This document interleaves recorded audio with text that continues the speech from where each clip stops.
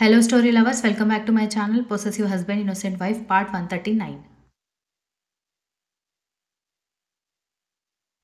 అందరూ ఇంటికొచ్చాక బట్టలు మార్చుకుని కొద్దిసేపు మాట్లాడుకొని ఎవరి గదిలోకి వాళ్ళు వెళ్లారు. దక్ష బాత్రూమ్ నుంచి బయటికి రాగానే బెడ్ వాల్ వైపు కనిపించేసరికి ఆశ్చర్యంగా కర్ణ వైపు చూస్తుంటే అతను కళ్ళెగరేసి చూసావా నేను అనుకున్నది చేశాను అన్నట్టుగా ఎక్స్ప్రెషన్స్ ఇస్తూ ఉంటే ఇదెప్పుడు చేశారు అనగానే మనం బర్త్డే పార్టీకి వెళ్లే ముందే ఇంట్లో వర్కర్కి చెప్పాను అనగానే అన్నీ ఇలాంటి తెలివితేటలే ఉన్నాయి మీకు అని అంటూ ఉంటే నా పెళ్ళంతో నేను దగ్గరగా ఉండాలి అనుకోవడం నీకు అలా అనిపిస్తే నో ప్రాబ్లం అన్నాడు.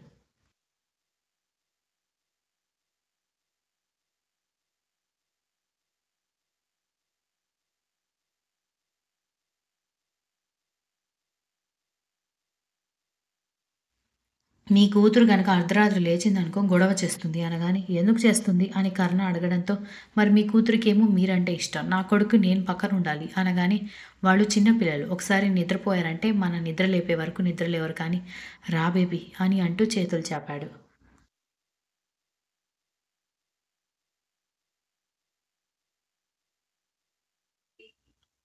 అతను అలా పిలుస్తుంటే కాదని చెప్పలేక వెళ్ళి అతని ఒడిలో కూర్చోవడంతో ఆమె ముక్కు మీద ముద్దు పెట్టి చివరిగా పెదాల దగ్గరికి వచ్చి ఇద్దరు పిల్లలు పుట్టాక కూడా ఇంత అందంగా ఎలా ఉన్నావే అని అడగడంతో ఆమె ముసిముసిగా నవ్వుకుంటూ ఏమో నాకేం తెలుసు అని అంటూ ఉంటేనే అమ్మీ దాది అన్న గొంతు వినిపించగానే ఒక్కసారిగా అతన్ని తోసేసి దక్ష వెళ్ళి దూరంగా కూర్చోవడంతో బేబీ అని కర్ణ కంగారుగా పిలుస్తుంటే పిల్లలు వస్తున్నారు అంది.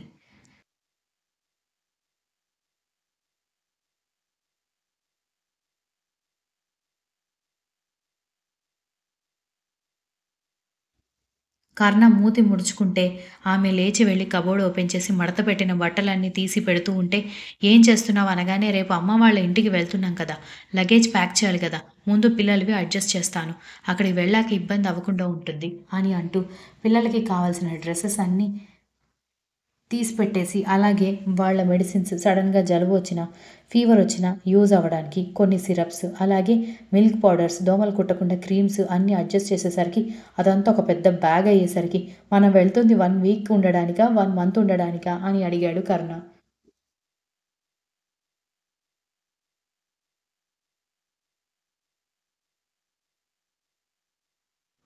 1 వీక్ ఉండడానికి ఎందుకలా అడిగారు అని దక్ష అడగడంతో, "ఆ బ్యాగ్ చూసావా? పిల్లల బట్టలే ఒక పెద్ద బ్యాగ్ నింపేశావు.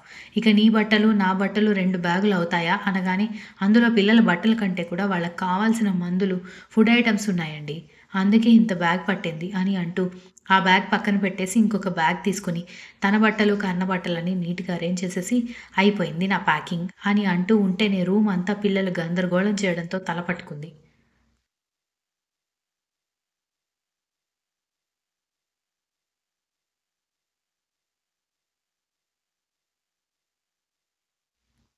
కర్ణ వైపు చూసేసరికి పిల్లల్ని మురిసిపోతూ చూస్తూ ఉండడంతో, పిల్లలు అలా రూమ్ మొత్తం చిందరవందర చేస్తూ ఉంటే, వాళ్ళని బొమ్మలు పడేయకుండా చూసుకోవచ్చు కదా!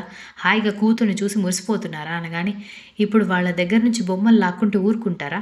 ఇద్దరూ రూఫ్ టాప్ లేచిపోయేలా అరుస్తారు అన్నాడు.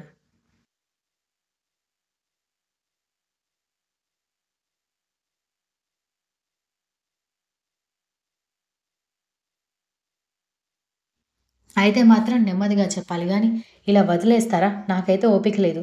ఈ రూమ్ అంతా మీ తండ్రి, కూతురు, కొడుకు కలిసి క్లీన్ చేయండి.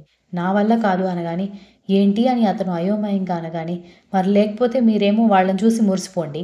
వాళ్ళేమో రూమ్ మొత్తం గందరగోళం చేస్తారు.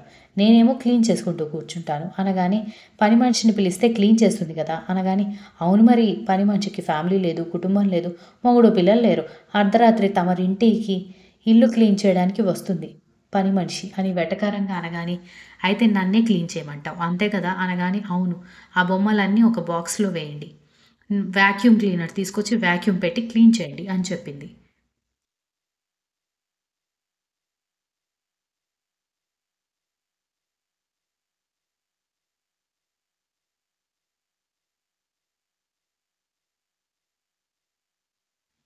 కర్ణ ఇక చేసేదేమీ లేక టాయ్స్ అన్నీ తీసి ఒక బాక్స్‌లో వేస్తూ ఉంటేనే, అతన్ని చూసి జాలేసి వాక్యూమ్ క్లీనర్ తీసుకొచ్చి క్లీన్ చేస్తుంటే, "నేను క్లీన్ చేస్తానులే, ఇలా ఇవ్వు" అనగానే, "పర్లేదులే, ఏదో కోపం ఆపుకోలేక మిమ్మల్ని క్లీన్ చేయమన్నాను కానీ, మీరు క్లీన్ చేస్తుంటే నేను చూస్తానా ఏంటి? మీరు వెళ్లి బెడ్ మీద పిల్లలతో కూర్చోండి. నేను క్లీన్ చేపిస్తాను" అనగానే అతను నవ్వుకుంటూ పిల్లల్ని ఎత్తుకుని వెళ్లి బెడ్ మీద కూర్చోవడంతో ఆమె ఇల్లంతా క్లీన్ చేసింది.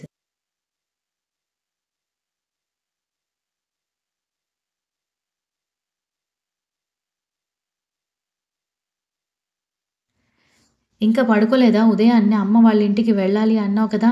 త్వరగా పడుకోండి" అని వసుంధర చెప్పడంతో "సరే అత్తయ్య" అంటూ వాళ్ళ ఫ్లోర్‌లో లైట్స్ అన్నీ ఆఫ్ చేసేసి, వాళ్ళ రూమ్‌లో కూడా లైట్ ఆఫ్ చేసి పిల్లలిద్దరిని నిద్రపుచ్చడంతో వాళ్ళిద్దరూ నిద్రపోయాక దక్షని లాక్కొని తన దగ్గర పడుకోబెట్టుకున్నాడు కర్ణ. అతని గుండెల మీద చేతులు వేసి అతని కళ్ళలోకి చూస్తుంటే బాల్కనీ డోర్ ఓపెన్‌గా ఉండడంతో అందులో నుంచి వస్తున్న చల్లని గాలి రూమ్ అంతా చల్లదనాన్ని నింపింది.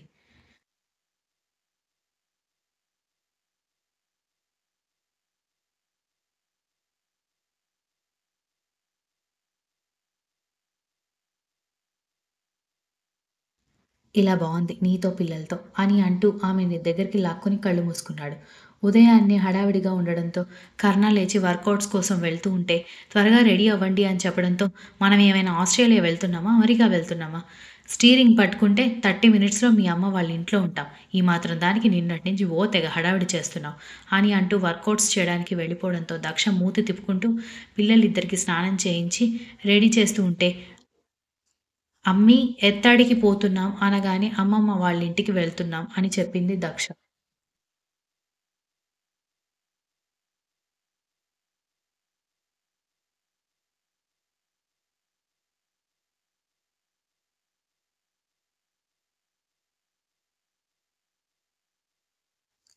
ఎందు అని బుడ్డది అడగడంతో, దేనికి ఎందుకు అంటున్నావు? అమ్మమ్మ వాళ్ళంటే నీకిష్టం లేదా? అనగానే ఇష్టమే అని అంటూ ఉంటే మరి సైలెంట్‌గా రెడీ అవ్వు అంటూ ఇద్దరిని రెడీ చేయగానే తను కూడా రెడీ అయ్యి జడ వేసుకుంటూ ఉండగా కర్ణ వచ్చి ఫ్రెష్ అవ్వడానికి వెళ్ళిపోయాడు. తర్వాత ఇద్దరు పిల్లల్ని తీసుకొని కిందకి రాగానే వసుంధర బ్రేక్‌ఫాస్ట్ వడ్డించింది. కానీ ఏం మాట్లాడలేదు.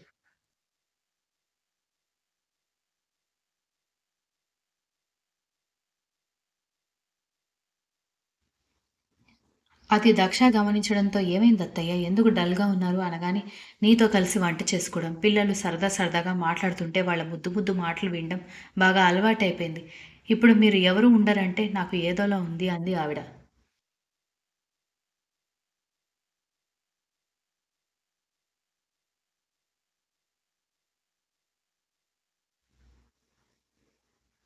దాంతో దక్ష ఏం మాట్లాడకపోవడంతో "మరి మనం డ్రాప్ అయిపోదామా?" అని కర్ణ అనగానే, "నువ్వు నోరు మూసుకో" అని అంది వసుంధర.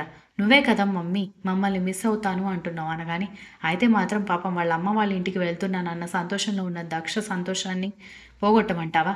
నేను మిమ్మల్ని మిస్ అవుతానన్న మాట నిజమే కానీ, ఎప్పుడూ దగ్గరగా ఉన్నా కూడా ఏం బావుంటుంది? అప్పుడప్పుడు మనుషుల మధ్య ఇలా దూరం పెరగాలి. అప్పుడే దగ్గరగా ఉన్నప్పుడు ఎంత సంతోషంగా ఉన్నామన్న విషయాలు తెలుస్తాయి అని అంది ఆవిడ.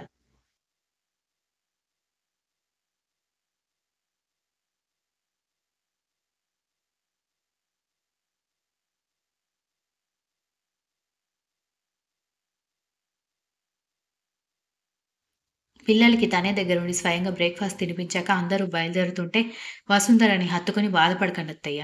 మళ్ళీ వారం రోజుల్లో తిరిగొచ్చేస్తాంగా. ఆయన ఎంత దూరం?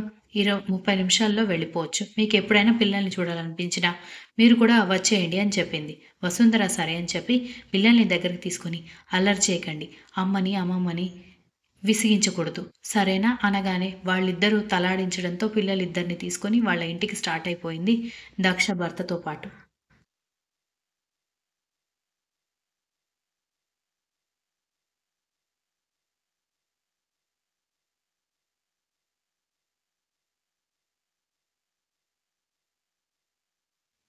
ముగ్గురిని ఇంటి దగ్గర డ్రాప్ చేసి, నేనిక ఆఫీస్‌కి వెళ్తాను అనగానే, "ఇంత దూరం వచ్చారు కదా! లోపలికొచ్చి ఒక 10 నిమిషాలు కూర్చొనెళ్ళండి.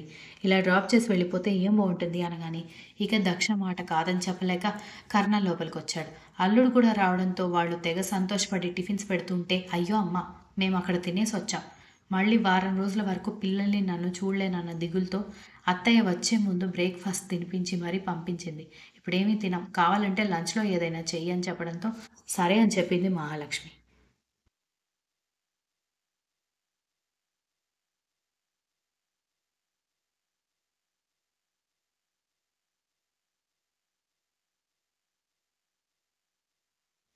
Continues. If you like the story, please like, share, comment, and don't forget to subscribe.